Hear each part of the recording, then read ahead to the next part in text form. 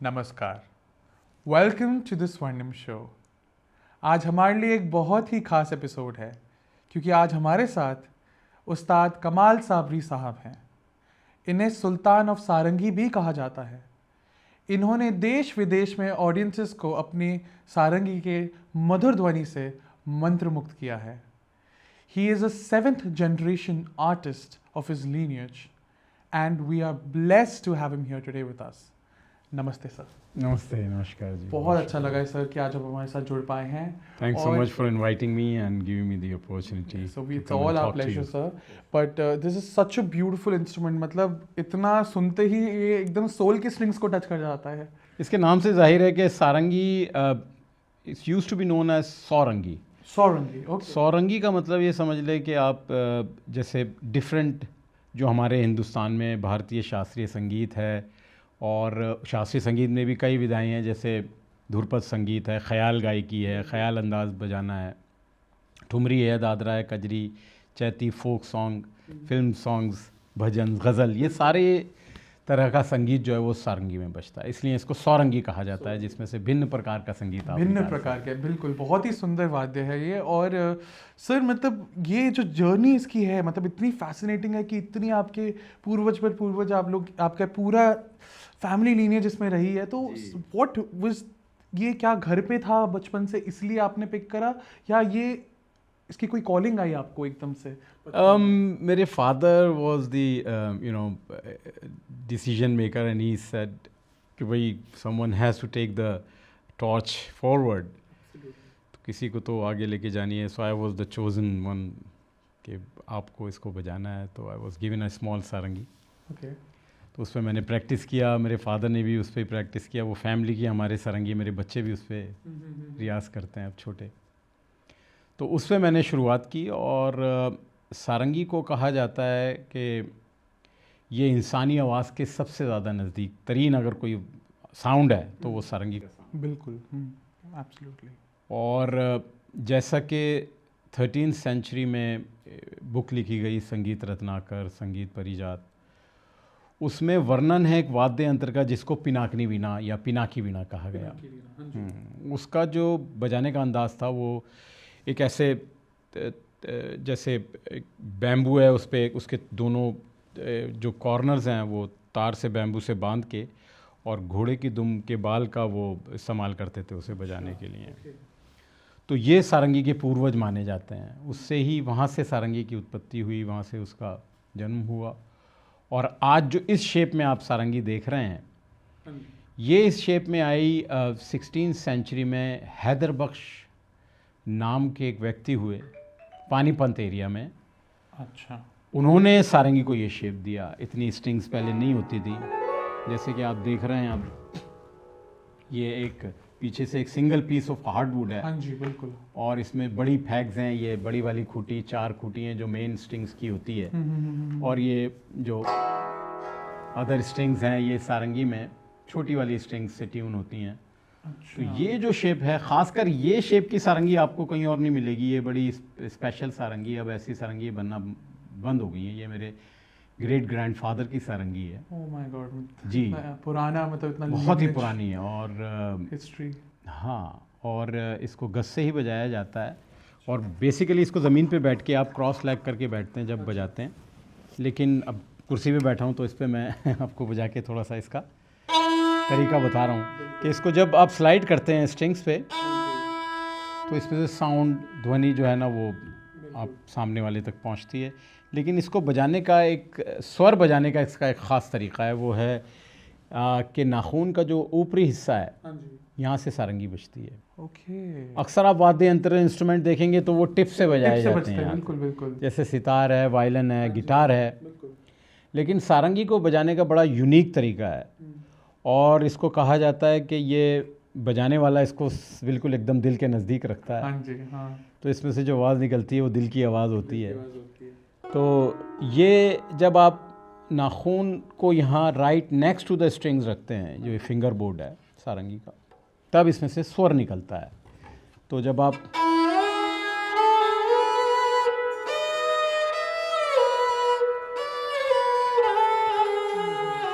या कोई भी आप जब इसमें से सुर निकालने की कोशिश करते हैं तो वो इन तीनों उंगलियों से निकालते हैं। अच्छा।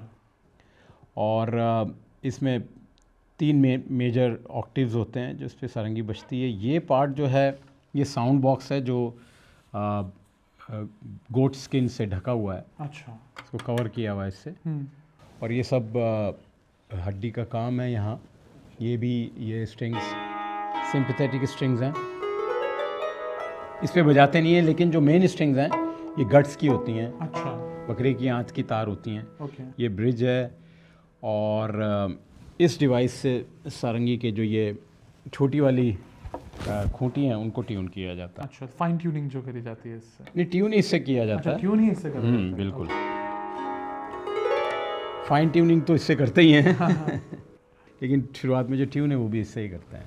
तो सारंगी जैसा कि हम गाते हैं हाँ जी। वही सारंगी की तालीम होती है। जैसे कि एक फॉर इंस्टेंस में एक उदाहरण के तौर पे आपको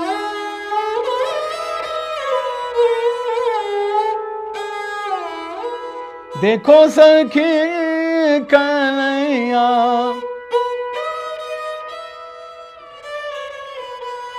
रोके ठाड़ो है गले,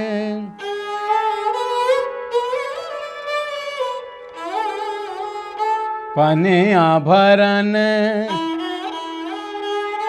कैसे जाऊं मोरे आले, देखो सखी कन्हैया रोके ठाड़ो है गैल। तो ये थोड़ा सा आपको सारंगी के बारे में तो इतना ही बहुत ही एकदम मेस्मराइजिंग हो जाता है जब इसको लाइव सुनते हैं।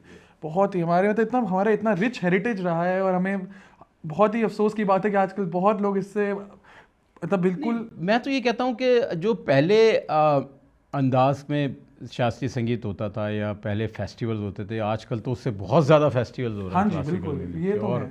बहुत यंगर जनरेशन जो है ना उसको काफ़ी सीरियसली ले रही है शास्त्रीय संगीत को। अब जैसे कि अभी मैंने सुना है कि जो बहुत नंबर 1 प्लेबैक सिंगर हैं अरिजीत सिंह जी, उन्होंने प्लेबैक सिंगिंग छोड़ के अब वो शास्त्रीय संगीत पर आ रहा है। फॉलो करेंगे। और तो ये देखें ना, ये बड़ी बात है। और बहुत से ऐसे बच्चे हैं जो जैसे रियलिटी शो में आते हैं तो एक जगह जाके उनका गला काम नहीं करता क्योंकि अच्छी तालीम नहीं होती, तो उन्होंने भी ये फ़ैसला लिया कि हम शास्त्रीय संगीत की नई तालीम लेंगे, प्रॉपर किसी उस्ताद से सीखेंगे, और ये हरकतें जो ये कर रहा है मैं भी करूँगा। तो उसके लिए थोड़ा ये, लेकिन ये कि हम कंपेयर ना करें इसको कि शास्त्रीय संगीत को बॉलीवुड म्यूज़िक से, क्योंकि वो पॉपुलर म्यूज़िक है और ये शास्त्रीय क्लासिकल सर्टन क्लास के लिए है। तो उसकी अलग ऑडियंस है, ऑफ कोर्स आप पॉपुलर म्यूज़िक की ऑडियंस ज़्यादा है, लेकिन अगर हम शास्त्रीय संगीत को बेस बना के दूसरे म्यूज़िक करेंगे तो हमारी नॉलेज भी बढ़ती है और हमें करने में मज़ा भी आता है, और हम करते हैं उससे समझ के करते हैं। क्योंकि ज़्यादातर जो लोग गाते हैं वो रूदारी से गा रहे हैं, उनको पता नहीं गले से कौन सा उसकी जो ग्रामर है उनको नहीं पता। तो ग्रामर समझ के करेंगे तो और अच्छा होगा। एब्सोल्युटली, मतलब उस चीज़ को पूरा समझेंगे तो उसकी बात ज़्यादा कामयाबी मिलती है। एब्सोल्युटली, इसलिए कहते हैं ना कि आप कुछ भी गाइए उसका क्लासिकल बेस रहेगा। बिल्कुल बिल्कुल।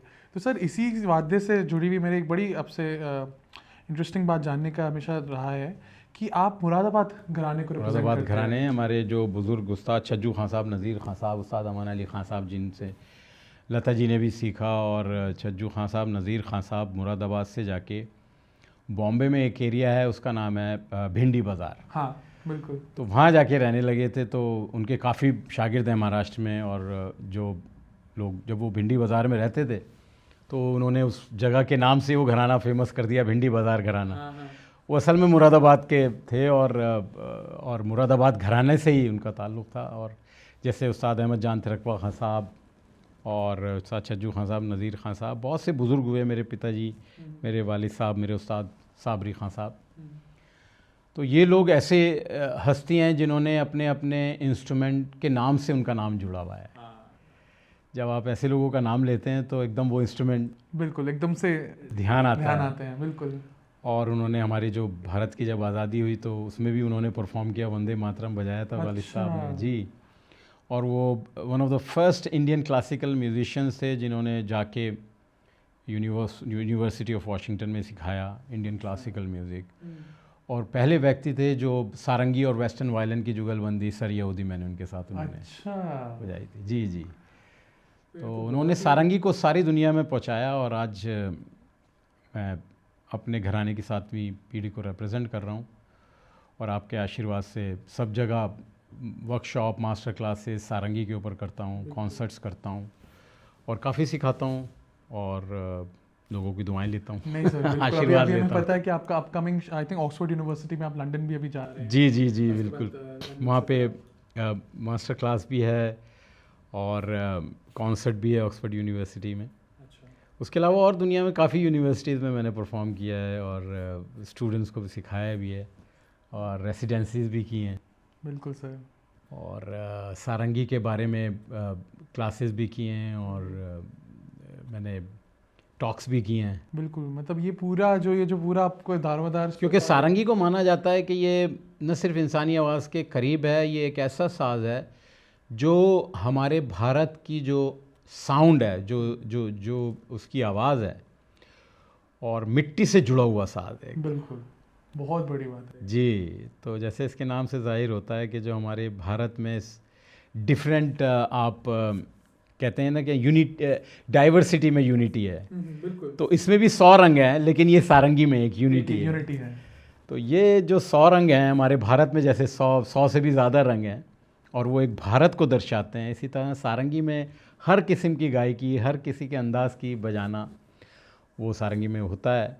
और लेकिन ये एक सारंगी वाद्य यंत्र में होता है। तो ये बहुत इससे ही अनेक रंग निकल रहे हैं। अनेक रंग निकल रहे हैं। नहीं, जी, बहुत ही जी, खूबसूरत जी। वाद्य है। बट सर, इसी के लेगेसी के साथ एक बहुत बड़ी जिम्मेदारी भी कंधों पर आ जाती है। जिम्मेदारी तो बहुत बड़ी है क्योंकि आप जब आप अपने घराने के अपने उस्तादों को नाम लेकर बजाते हैं तो लोगों की एक्सपेक्टेशंस हाई हो जाती हैं। एब्सोल्युटली, बिल्कुल। तो आप एक मीडियोकर इंस्ट्रूमेंटलिस्ट या म्यूजिशियन नहीं बन सकते। आपको अपने आप में एक यूनिक और बहुत एक अपनी जगह बनानी पड़ती है, वो भी one of the highest level पर। तो वहाँ पे आप नहीं पहुँचे तो उसमें सबसे इम्पॉर्टेंट चीज़ होती है कि आप उस्ताद की बातों पर अमल करें और उस्ताद को अपने उस्ताद ही माने और उसके बाद ऊपर वाले का साथ हो तो ये चीज़ मुमकिन होती है। क्योंकि कहते हैं कि शागिर्द हो आमिल, खुदा हो शामिल और उस्ताद हो आपका कामिल, मुकम्मल होना चाहिए वो जो सिखा रहा है। तो ये बहुत ज़रूरी है कि आजकल के बच्चों में बहुत जल्दी नाम करने की, आगे बढ़ने की एक रेस लगी हुई है कि आज कल परसों 3 महीने में 4 और उस्ताद से आगे बढ़ जाएं किसी तरह, उस्ताद पे चढ़ जाएं। बिल्कुल। तो वो मुमकिन नहीं है। तो ये उस्ताद पे आप उस्ताद ही रहता है सारी ज़िंदगी और जब आप उसको मान के करेंगे तो उसमें आपको दुआएं लगेंगी। बिल्कुल, ये बहुत बड़ी बात है। और उसके साथ बदतमीज़ी करेंगे उस्ताद से, उस्ताद को नहीं समझेंगे तो फिर ये ऐसा काम है, क्योंकि फ़कीरी काम है ये काम ही दुआओं का काम है, आशीर्वाद का काम है। उसमें जो आशीर्वाद लेता है, दुआएं लेता है और अपने उस्ताद को उस्ताद समझता रहता है, वो आगे बढ़ता रहता है। और जो उस्ताद को शागिर्द बनाने के चक्कर में रहता है वो तो सर, वो फिर शागिर्द भी नहीं रहता। मैं समझ गया। वो उसके ज़िंदगी में भटकन और बस ऐसा होता है कि वो बेचारा लॉस्ट हो जाता है।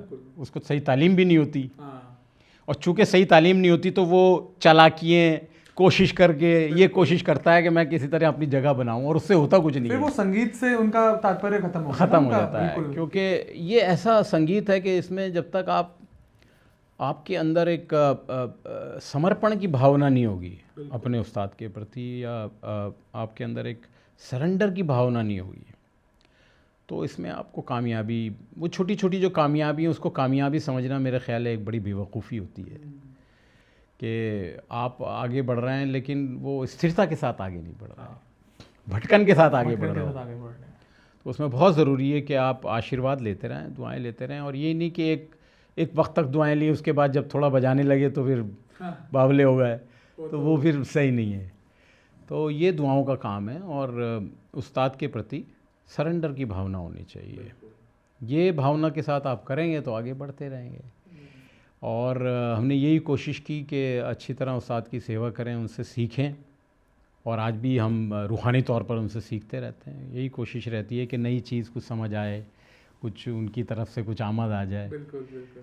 कोई नई तख्लीक होती रहे, एक हाँ जी। जिद्दत होती रहे, अपनी कोशिश होती रहे। बिल्कुल, ये बहुत बहुत ज़रूरी है। और बात ये सर कि कैसे मतलब कि मतलब आजकल स्पेशली क्योंकि मैं समझ रहा हूँ कि बहुत भीड़ है, रेस है, हर चीज़ की रेस हर है, चीज़ की हर चीज़ की रेस है, तो लोग कहीं पर भटक भी जाते हैं, बट वही उस्ताद ही वो है जो स्थिरता के साथ, सब्र से, तहम्मुल से काम लेता रहता है, एक एकाग्रता के साथ आगे बढ़ता रहता है, थोड़े धैर्य रख के काम करता है, बिल्कुल वो ज़रूर कामयाब होता है। नहीं सर, ये बहुत बड़ी बात है। तो सर हमारे ऑडियंसेस के लिए आप एक छोटा सा पीस प्रस्तुत करेंगे? हाँ ज़रूर, थोड़ा सा मैं रेडी हो जाऊँ। हाँ जी। गुरु के ऊपर ही एक मैं आपको बंदिश सुना रहा हूँ। बिल्कुल।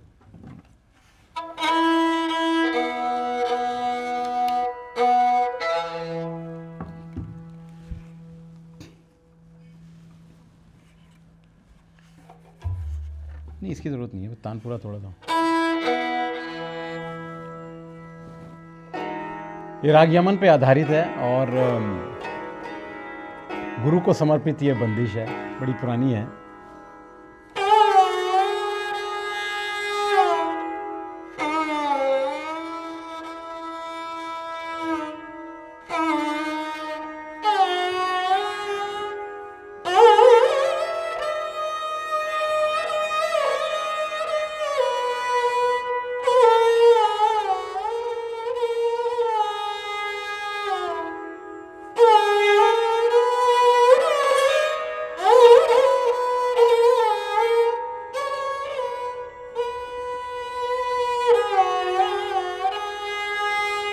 गुरु बिना कैसे गुण गावे,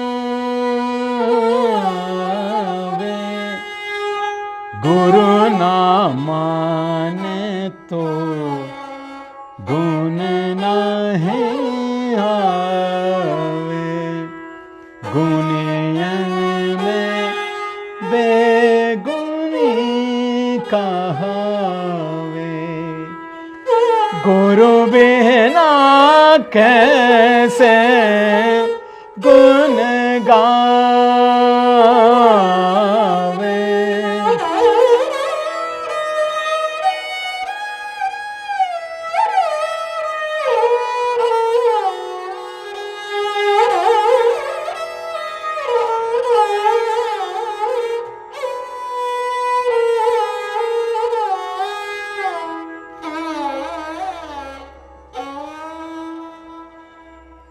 बहुत ही सुंदर, अद्भुत सर, बहुत सुंदर, ब्यूटीफुल।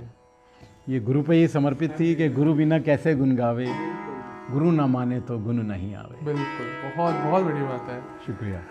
गुरु की बात हम कर रहे हैं तो हम आपके पिताश्री की बात ज़रूर करेंगे। बिल्कुल। और आप तो सर हम जिस तरीके से अभी बात कर रहे थे कि गुरु की इम्पोर्टेंस बहुत रहे है, और मतलब ये आज के जनरेशन को स्पेशली समझने की ज़रूरत है। बिल्कुल, एब्सोल्युटली।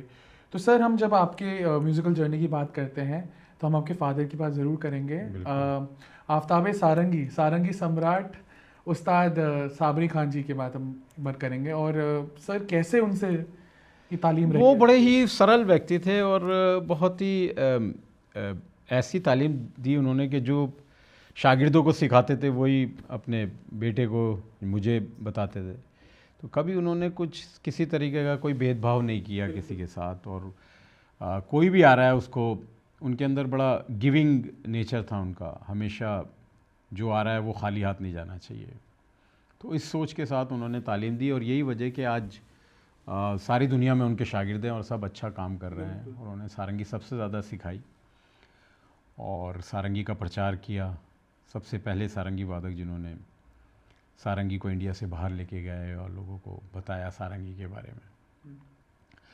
तो उनकी जो शुरू से सारंगी की जो तालीम होती है वो वही तालीम है जो एक गाने की तालीम होती है शास्त्रीय संगीत में। और राग भैरव से सबसे पहले, फिर उसके एक्सरसाइजेस, पलटे जिसको बोलते हैं हम, और बंदिश, तान, होल्डिंग ऑफ द बो को कैसे साधना है, फिंगरिंग की टेक्निक क्या रहनी चाहिए, कहाँ चेंज करना चाहिए। तो ये जो बड़ी ही टेक्निकल चीज़ें हैं सारंगी में, तो उसके वो बहुत ही नॉलेजेबल इंसान थे। सारंगी की मैं समझता हूँ हर रंग से सारंगी उन्होंने बजाई। ध्रुपद धम्मार भी बजाया सारंगी में, उनकी अभी भी रिकॉर्डिंग है धम्मार की। और वो मेरे ख्याल है और एक ऐसे सारंगी वादक जिन्होंने शायद only sarangi player who played dhamar on sarangi. उसके अलावा ख्याल, ठुमरी, कजरी, चैती, हर तरीके से हर सारंगी का रंग उन्होंने बजा के दिखाया।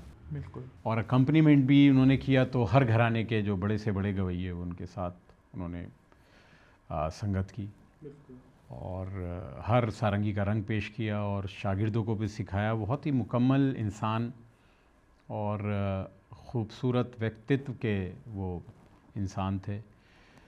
तो ऐसा मैंने आर्टिस्ट बहुत ही कम देखे हैं जो हर चीज़ को बैलेंस करके चले। फैमिली, बिल्कुल, फैमिली लाइफ, अपनी प्रोफेशनल लाइफ, अपनी रिलीजियस लाइफ, उसको भी उन्होंने बहुत अच्छी तरह जिया, बखूबी निभाया, बहुत बखूबी घर में और बाहर दुनियादारी किस तरह, और अच्छा बहुत अच्छी ज़िंदगी जी और अच्छे, इसलिए आज उनका नाम सारी दुनिया में है। बिल्कुल। और सारंगी में सबसे अग्रणीय नाम आता है तो वो उस्ताद साबरी खां साहब का।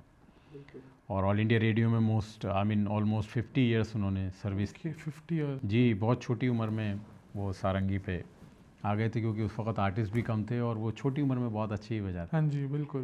मतलब उन्होंने पूरा अपनी और उन्होंने अप्रोच नहीं किया, बल्कि सारंगी वो अपना म्यूज़िक सेक्शन जो है वो ढूंढ रहा था आर्टिस्ट। अच्छा, हाँ। उन्होंने सुना उनको तो उनको ऑफ़र किया कि आप आइए हमारे पास। हाँ जी, ऑल इंडिया रेडियो में। अब तो चांस मिलना ही मुश्किल हो जाता है। हाँ जी, हाँ। तो वो वक्त वो था और हर तरह की सारंगी और हर गवैये के साथ उन्होंने, चाहे वो फिल्म के गाने हों या गज़ल हो, फोक सॉन्ग्स हों, क्लासिकल ख्याल गायकी हो, ध्रुपद गायकी हो, हर गायकी के साथ उन्होंने संगत की। और फिर अपना अकेले एकल वादन जो होता है वो किस तरह और किया, और अपने भारत का भी सारी दुनिया में नाम किया। तो ये बैलेंस्ड आर्टिस्ट मैंने बहुत कम देखे। बिल्कुल, यही बहुत बड़ी खूबी है। और मतलब मेरे को यही लगता है कि ऐसे आर्टिस्ट जो बैलेंस कर पाए। हाँ, आपने, क्योंकि ज़्यादातर आर्टिस्टों की लाइफ बड़ी अजीब हो जाती है। वो अपने जो काम को, प्रोफेशनल लाइफ को इतनी मान्यता देते हैं कि उनके घर डिस्टर्ब हो जाते हैं। बिल्कुल।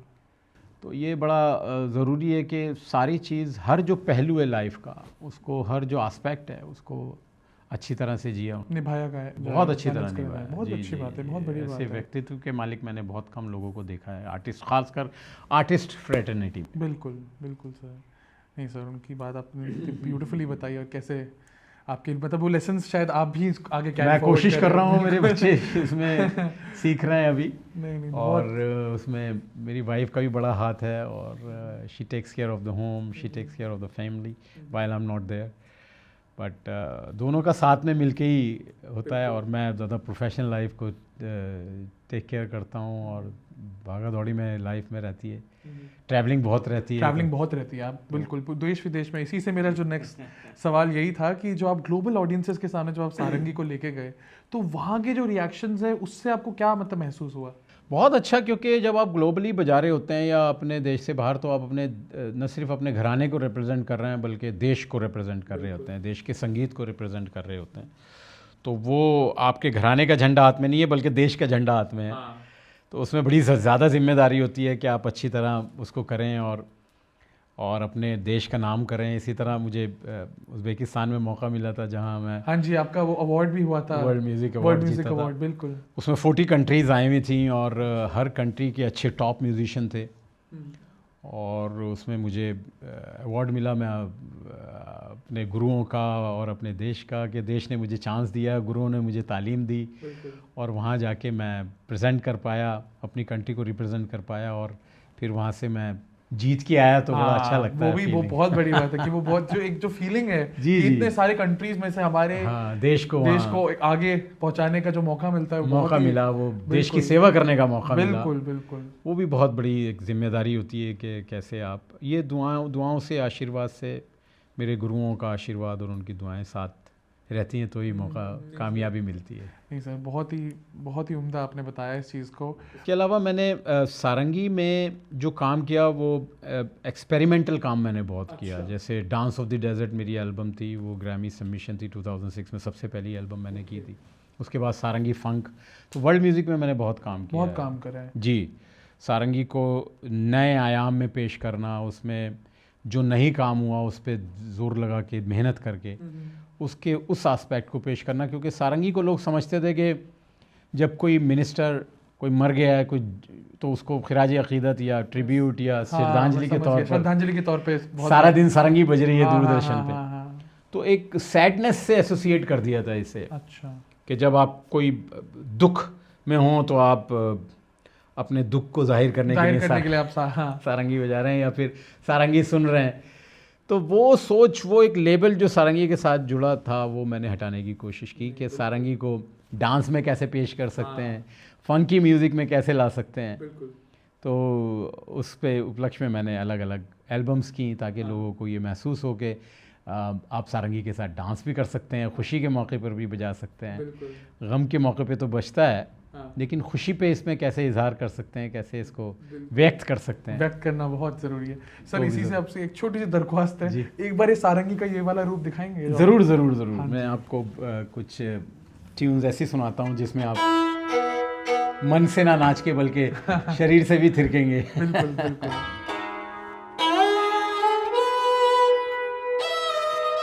थोड़ा सा कपड़ा रख के फिर बजाऊंगा मैं।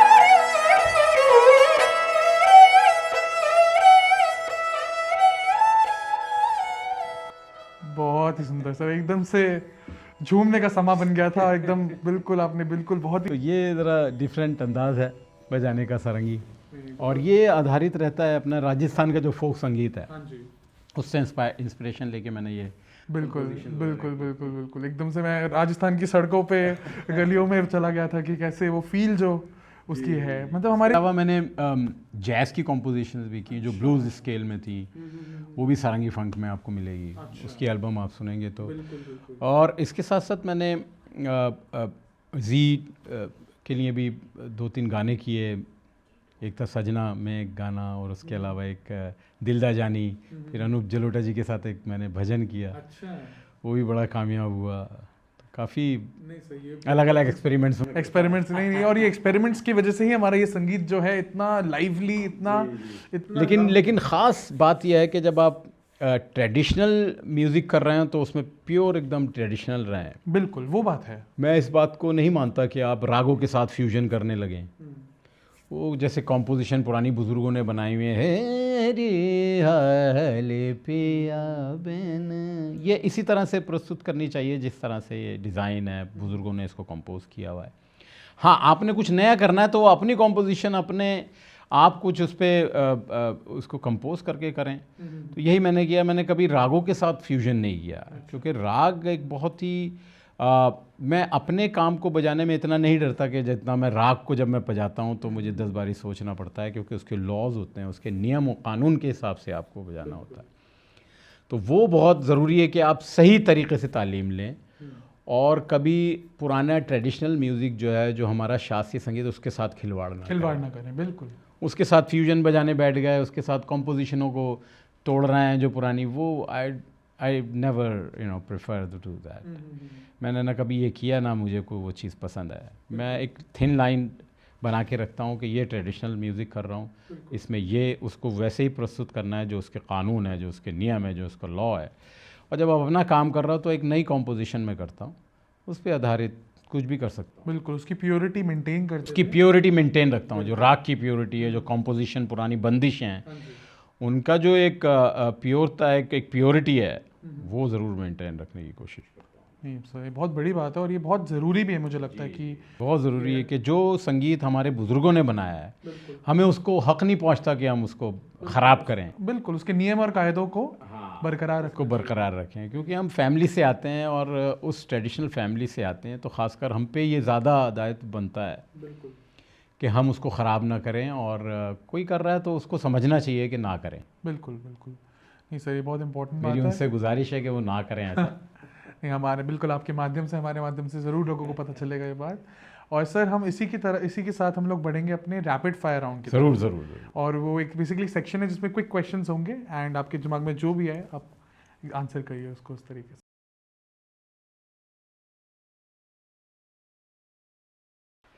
तो अक्सर क्या होता है कि जो बंदिशें हैं उस पे लोग फ्यूजन करते हैं, और फिर जो बुज़ुर्ग लोग वो बंदिशें सुनते हैं ऊपर बैठे हुए, उनकी हालत बुरी होती है कि ये मेरा क्या है, ये बंदिश का इन्होंने अचार डाला है।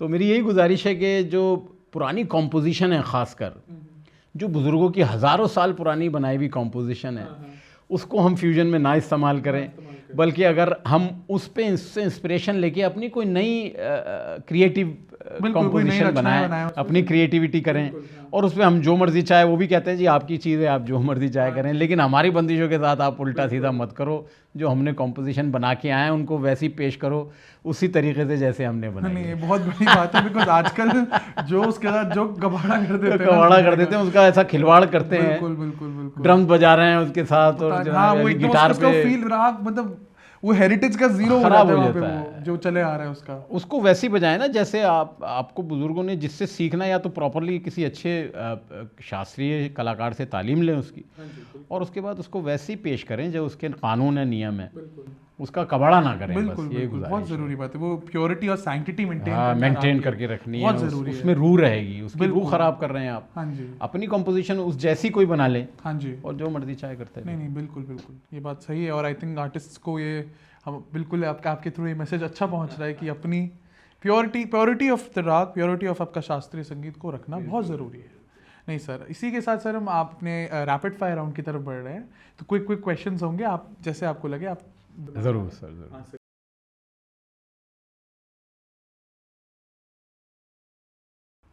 ओके सर, मॉर्निंग रियाज और लेट नाइट महफिल? मॉर्निंग रियाज बहुत ज़रूरी है, क्योंकि आप कनेक्ट होते हो ऑलमाइटी से, और आपके अंदर जो है ना एक अलग ही ऊर्जा पैदा होती है। बिल्कुल, वो टाइम भी बड़ा स्पिरिचुअल टाइम होता है, जब आपको नॉलेज मिलती है, भैरव की तीसरी आँख खुलती है, और आपको वो दान करते हैं कि जी ये लो, आप क्या मांगने आए हो, ये लो आप। बिल्कुल, एब्सोल्यूट। तो मॉर्निंग बहुत ज़रूरी है। ठीक है, one raag that feels like home to you, कि सुनते ही लगता है कि मैं घर आ गया? Maru Bihag. Was very close to my father as well. बहुत ही सुंदर राग है।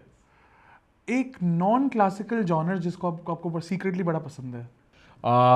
फ्यूजन, ओके, ठीक है। सारंगी वर्ड से एक और, मतलब 2-3 एस्पेक्ट्स हैं, एक मींड, गमक या सन्नाटा, क्या प्रेफर करेंगे आप? मींड जो सारंगी में आती है वो बड़ी खूबसूरत लगती है, और गमक भी गंभीरता के, मतलब मींड का पार्टी होती है गमक। होती है, जब बिल्कुल। फास्ट बजाते हो तो वो हाँ जी, गमक बन जाती है, अदरवाइज शुरुआत उसकी मींड से ही होती है। बिल्कुल। ओके, अगर आप एक सारंगी प्लेयर नहीं होते तो आप क्या करते? फिल्म स्टार होता या क्रिकेटर होता? मैं एक फिल्म स्टार बनना चाहता था और क्रिकेटर बनना चाहता था, बिल्कुल। But I am happy what I am today. नहीं सर, आप अभी भी स्टार हैं।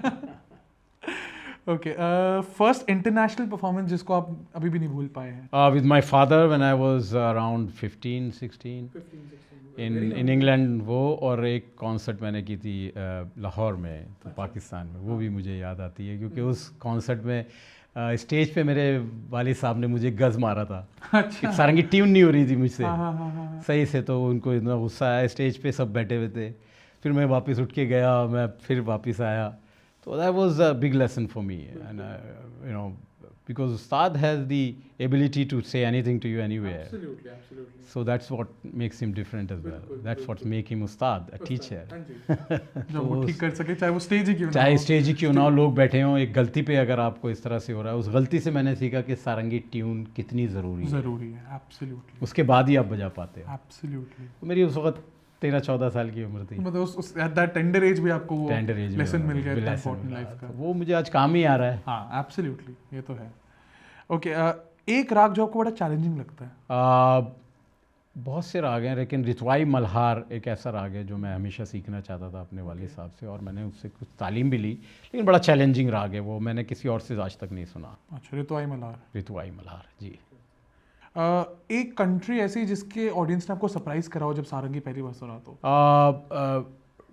उसमें सबसे पहली कंट्री थी, फिनलैंड में गया था। अच्छा। उन्होंने मेरे ख्याल सारंगी कभी नहीं सुनी थी। मैं I was the first sarangi player introduce sarangi there. तो वो फुल ऑडियंस में मैं एक ऑडिटोरियम था, मुझे याद है उसका नाम भी कनल तालो। अच्छा। तो उसमें मैं और मेरा छोटा भाई गुलफाम तबले पे था। तो that was an amazing concert, और वो हमने 3 घंटे की परफॉर्मेंस की और वाज रियली माइंड ब्लोइंग। मेरी उस वक्त एज थी शायद 20 साल, गुलफाम 18 साल। हाँ ऑफ कोर्स। नहीं सर, ये तो मतलब ये तो लाइफ टाइम एक्सपीरियंसेस है। बहुत ज़बरदस्त एक्सपीरियंस है। अगर आपसे बोला जाए कि मॉर्निंग कॉन्सर्ट है या लेट नाइट कॉन्सर्ट है, तो आप क्या प्रेफर करेंगे? मैं मॉर्निंग कॉन्सर्ट पसंद करता हूँ, क्योंकि वो बहुत रेयरली होती हैं। इवनिंग कॉन्सर्ट तो बहुत होती हैं हर जगह, लेकिन मॉर्निंग में कॉन्सर्ट होना बहुत रेयर आपको सुनाई देगी, और मैं चाहूँगा कि मॉर्निंग में अपॉर्चुनिटी मिले बजाने की। नहीं absolutely. Okay, one emotion according to you that describes sarangi the best? जैसे कि मैंने बताया कि सैडनेस बहुत अच्छी तरह इसमें डिपिक्ट होती है, लेकिन एट द सेम टाइम खुशी भी वैसे ही आप खुशी भी उस तरीके से आप इज़हार कर सकते हैं। नहीं सर, बिल्कुल। Okay, one non classical musician you admire? I like Rahman. I like, he is amazing, and the kind of music he does. I like John McLaughlin, जो classical musician नहीं है, but he has done a lot of work. I also like Beatles. The classics. Michael Jackson, the classics. Okay, one mistake that young musicians should avoid? One of the mistakes that I just told you, that not to, I mean, आप उसको लेकर उस जैसी कोई composition या उसमें twist करके आसानी पैदा करके कर सकते हैं। और दूसरा एक मिस्टेक जो यंग म्यूजिशियंस कर रहे हैं, वो तालीम सही नहीं ले रहे हैं। हाँ एब्सोल्युटली। वो बहुत ज़रूरी है कि आप अच्छी तरह तालीम लें अपने गुरु से, और गुरुओं को भी ये बहुत इम्पॉर्टेंट है कि किसी को शागिर्द बनाया है तो आपका भी फ़र्ज़ होता है कि सही तालीम दें, उसके टैलेंट को या उसके आने जाने को, उसकी श्रद्धा को मिसयूज़ ना करें। बिल्कुल, बहुत बड़ी बात करी आपने। जी। एक रियाज का टिप जो आपको पता है कि बहुत हेल्प करेगा किसी को भी आगे? कोई भी आप कर रहे हैं, हमेशा तेज़ फास्ट बजाने की कोशिश नहीं करें, उसको पहले नीचे लेके जाएं, स्लो उसको बजाएं, फिर आहिस्ता आहिस्ता ग्रेजुअली स्पीड बढ़ाएं, और उसके बाद आप देखें कि आपका हाथ उस स्पीड में, उस ग्रिप में सही सुर में बज रहा है कि नहीं। अगर उसमें नहीं बज रहा है तो थोड़ा सा बजा के वापस स्लो कर लें, फिर उसको उस स्पीड में बजाएं जिसमें उसकी ग्रिप सही आ रही हो, क्योंकि जैसे जैसे आप स्पीड बढ़ा रहे हैं, आपकी इंस्ट्रूमेंट पे कमांड बढ़ता रहना चाहिए, और ग्रिप और तगड़ी होती रहनी चाहिए, और आपकी जो गिरफ्त है, जिसको उर्दू में ग्रिप को गिरफ्त बोलते हैं, जो पकड़ है इंस्ट्रूमेंट पे, वो और अच्छी होनी चाहिए, और सफाई के साथ वो तैयारी है। बिल्कुल बिल्कुल, मतलब slow and steady will win the race in this. Slow के मैं तो फास्ट की बात कर रहा हूँ कि फास्ट स्टडी से फास्ट तक, स्लो तक फास्ट का सफर है। बिल्कुल बिल्कुल बिल्कुल। और अगर आपसे पूछा जाए गुरु शिष्य परंपरा को एक शब्द में अगर बयां करना हो? रूहानियत। ये बड़ा स्पिरिचुअल रिश्ता है, अगर उसमें रूहानियत नहीं है तो आप सही से न शिक्षा ले पाएंगे, न गुरु शिक्षा दे पाएगा।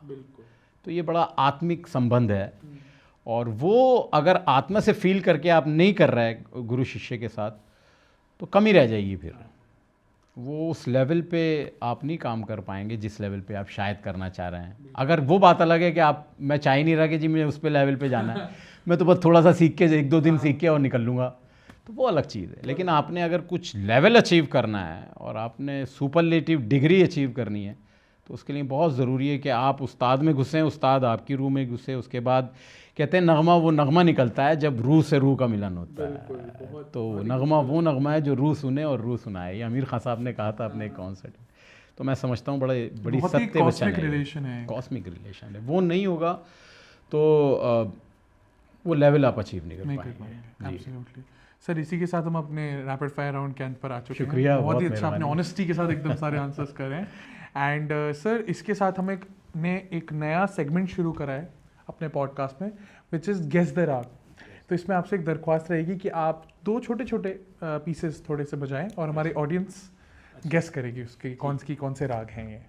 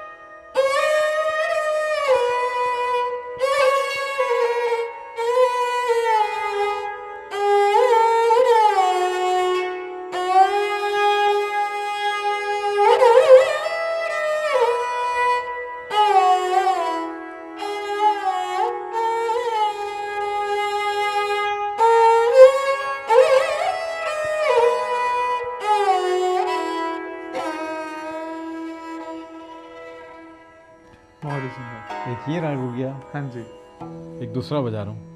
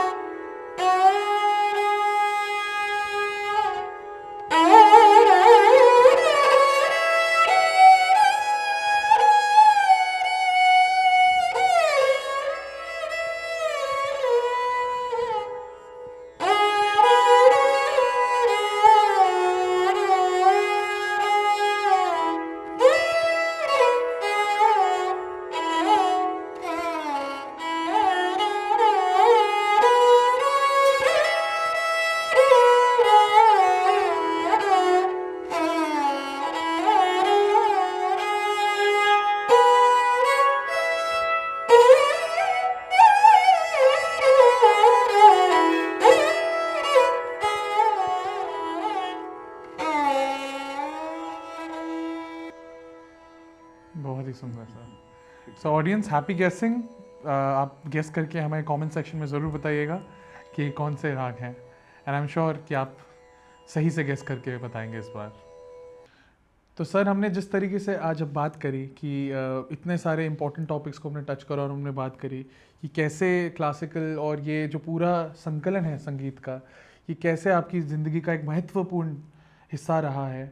तो सर, मेरा जो आखिरी सवाल जो आपसे रहेगा वो ये है कि as a young budding artist, जो बहुत लोग अभी स्टार्ट कर रहे हैं जर्नी, बहुत लोग अलग अलग फील्ड्स चुनते हैं आज, ज़रूरी नहीं है कि हर एक आर्टिस्ट क्लासिकल फील्ड ही चुने, तो उनके लिए आपका क्या मैसेज रहेगा सर? उनके लिए सबसे बड़ा मैसेज ये है कि आप सबसे पहले एक अच्छा टीचर ढूंढें।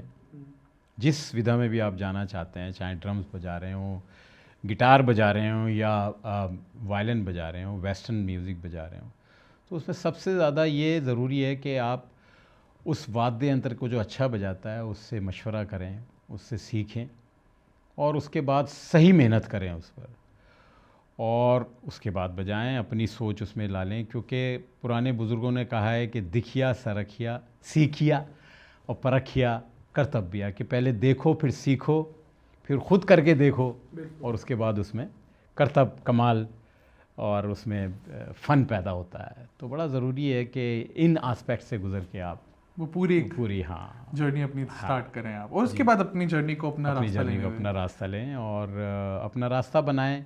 जब तक आप अपना रास्ता नहीं बनाएंगे तो आप में एक स्थिरता, परिपक्वता पैदा नहीं होगी। बहुत ज़रूरी है कि आप एक स्टेज पे आके अपना रास्ता बनाएं और कोशिश करें अपनी जगह बनाने की। बिल्कुल नहीं सही, बहुत ही वर्ड्स ऑफ विजडम है और ये बहुत ज़रूरी है। वो एक शेर है ना कि मौज साहिल से होकर पलट सकती है, कश्ती भरे तूफ़ान से गुजर सकती है, मायूस ना हो इरादे ना बदल, तकदीर किसी वक्त भी बदल सकती है। बिल्कुल, हाँ, ब्यूटीफुल सर। बहुत, आई थिंक ये बहुत ही लोकप्रिय जगह है जहाँ पे हम, जिससे हम आज अपने पॉडकास्ट के अंत पर आ चुके हैं। और सर हमारे पास आपके लिए एक छोटा सा हैम्पर है। ओह वाह, बहुत बहुत अरे शुक्रिया, बहुत बहुत धन्यवाद सर, आज हमारे साथ आप जुड़े हैं। बहुत बहुत मैं शुक्रिया। इसको रख देता हूँ। जी जी। अच्छा, और सर मैं चाहूँगा एक बार आप ऑडियंसेस को बताएं कि हमारे चैनल को सब्सक्राइब करें। बिल्कुल, इसी कैमरे। हाँ नहीं आप बता सकते, हाँ इस पर बता दीजिए। हेलो दोस्तों, मेरा नाम कमाल साबरी है और मैं चाहूँगा कि आप लोग इस शो को देखें जिसका नाम है द स्वर्णिम शो, और इस चैनल को भी सब्सक्राइब करें। और मैं बहुत जल्दी आपको नज़र आऊँगा इस शो में, और आनंद लें, इसका मज़ा लें और ज़रूर सब्सक्राइब करें। बहुत बहुत शुक्रिया। नहीं सर, थैंक यू, बहुत अच्छा लगा आप आज हमारे साथ जुड़े। सर हमारी एक आखिरी आपसे दरख्वास्त है कि हमारा शो में हम एक प्रथा रखी है कि हम जब भी ख़त्म करते हैं तो हम एक म्यूज़िकल पीस के साथ एंड करते हैं। बिल्कुल बिल्कुल। तो हम, ये मैंने कंपोजिशन की थी अपने पिताजी के जो लाइफ है उस पर, तो मैं ये कंपोजिशन उन पर समर्पित करके आपको सुना रहा हूँ, जो राग श्याम कल्याण में है। श्याम कल्याण।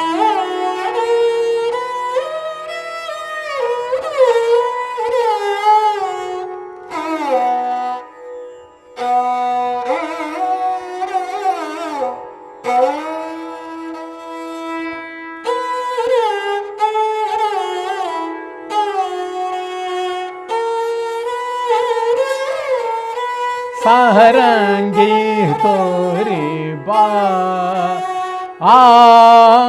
जी ऐसी उस्ताद साबरी खान सारंगी तोरी बा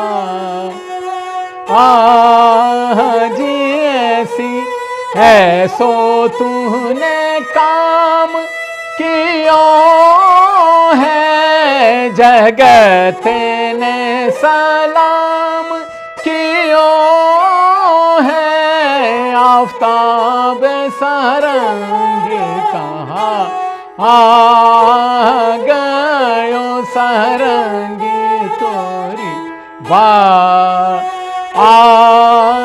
जी ऐसी।